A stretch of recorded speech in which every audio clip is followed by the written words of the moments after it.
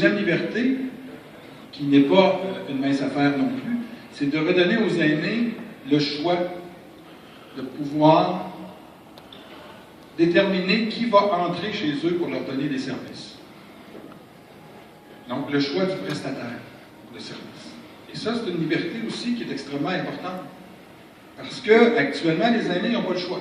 Il y a quelqu'un qui vient du C3S, ou des fois une entreprise d'économie sociale, ou un autre d'un organisme communautaire, un autre professionnel qui arrive. Et là, avec l'assurance autonomie, on redonne à la personne un choix. De choisir quel est le prestataire qu'ils veulent recevoir à leur maison pour leur donner des services. Et ça, c'est une liberté qui est extrêmement importante. Dans ce livre blanc, on met l'autonomie comme étant un droit des personnes. C'est-à-dire qu'actuellement, là, quand vous avez une fracture, là, vous vous cassez la jambe.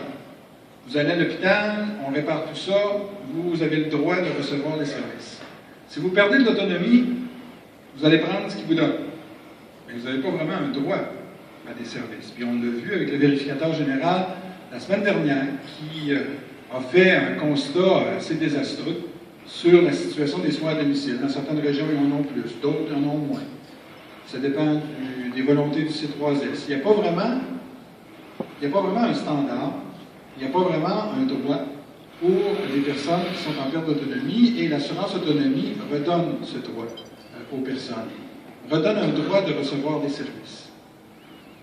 Vous savez, dans nos mesures de solidarité sociale, on a commencé à assurer la retraite avec les régimes de pension de vieillesse et la Vigilance du Québec et les autres régimes de pension.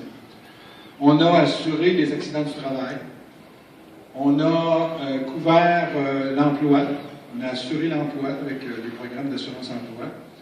Plus récemment, l'assurance santé, depuis 1970, c'est quand même pas très, très vieux. Vous avez connu l'implantation de l'assurance santé au Québec. Et là, le vieillissement de la population fait que dans tous les pays industrialisés, il faut ajouter un cinquième risque à cette couverture sociale, qui est la perte d'autonomie. Et c'est ce que l'assurance autonomie propose par ce livre blanc. Donc, nous proposons une nouvelle façon de donner les services, c'est-à-dire que nous allons, suite à une évaluation des besoins, déterminer une allocation qui va être équitable entre les régions, qui va être équitable peu importe là où on choisit de vivre les personnes. Parce que je fais une autre parenthèse, actuellement, si vous vivez dans une résidence privée d'hébergement, vous devez payer de votre poche pour recevoir les services qui n'ont pas fait l'objet d'une évaluation standardisée, des services dont les tarifs varient d'une résidence à l'autre. Et on veut, par l'assurance autonomie, faire en sorte que la couverture soit équitable entre les personnes qui vivent en résidence privée, les personnes qui ont choisi de rester dans leur maison en banlieue ou dans un appartement, un condo, qui ont choisi de vivre là où ils veulent vivre, alors que ce soit équitable. Donc l'allocation va permettre de recevoir des services de l'établissement public, du C3S, que ce soit les services à domicile ou encore du CHSLD, et là on passe vers un financement des établissements selon les besoins des usagers.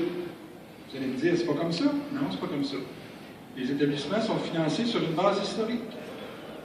Et que vous vous occupiez d'usagers qui ont des lourdes pertes d'autonomie ou qui n'ont pas de lourdes pertes d'autonomie, vous allez recevoir le même budget. Alors là, on passe vraiment à une façon de financer les établissements qui est proportionnelle aux usagers dont ils ont à s'occuper. Ou bien cette allocation-là va pouvoir servir par contrat à dédommager des entreprises d'économie sociale, des organismes communautaires, des entreprises privées, des résidences privées d'hébergement, pour qu'ils donnent le nombre d'heures de service qui est requis. Et cette allocation-là, donc, va pouvoir faire en sorte que les gens, même s'il y a une équité dans l'attribution de l'allocation, ils ont un choix de prestataire. Et les prestataires vont varier d'une région à l'autre. Et c'est ça qu'on redonne avec l'assurance autonomie. Bien sûr, l'État ne couvrira pas 100% des besoins, mais actuellement, l'État couvre 15% des besoins à domicile. On peut faire mieux. Et il y aura toujours une contribution de la personne, mais elle sera équitable et elle variera suivant les revenus de la personne. Les gens qui ont un meilleur revenu contribueront davantage que les gens qui ont moins de revenus. Donc, équité par rapport aux revenus de la personne. C'est ça l'assurance autonomie. Et on pose une autre question.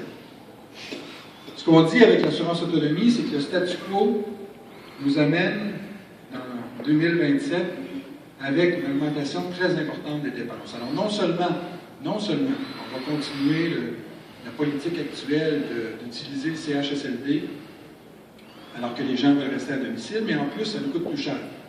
L'assurance autonomie va couper de moitié les coûts. Elle va le couper de moitié, mais il va y avoir des coûts.